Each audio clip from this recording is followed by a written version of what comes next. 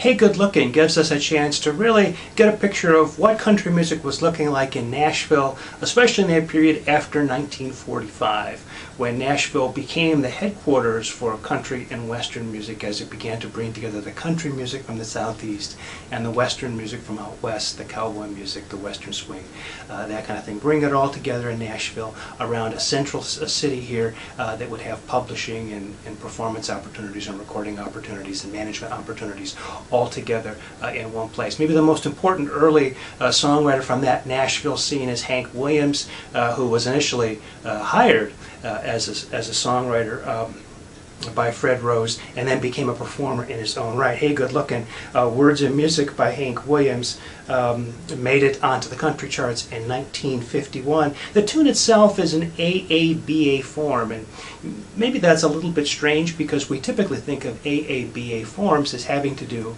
with popular music coming out of New York and Tin Pan Alley, for example.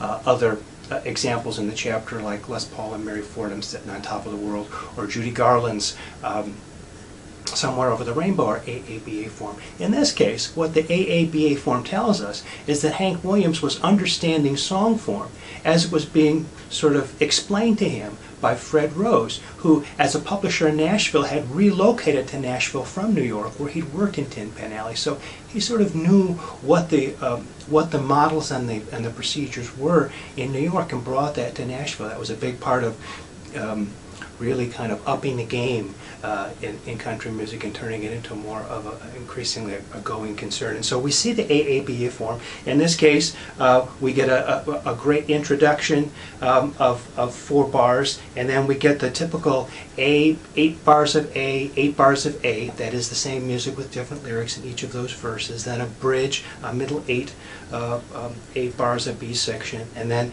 the A coming back again, as we come to expect from an AABA form. And then they go through the entire AABA form again a second time, but this time the steel guitar takes the first 2 A sections, the fiddle picks up the melody in the B section, and then the steel guitar comes back in the A section. By the way, this is considered one of those classic steel guitar records for the lap steel guitar. So if you would get a DVD to instruction, this would be a tune that a lot of people would point to as being an important one to learn and to know, one of the classic ones. Well, now having gone through the song, the AABA form, once sung, once played with these solos with the steel guitar and the fiddle, Hank comes back and goes through the entire thing one more time. So here we see a repeat of the AABA form 3 times through as part of the arranging of the song itself. A fantastic example of Hank Williams in his prime, and it's a great picture of Nashville, Tennessee, country and western music in the years just before rock and roll.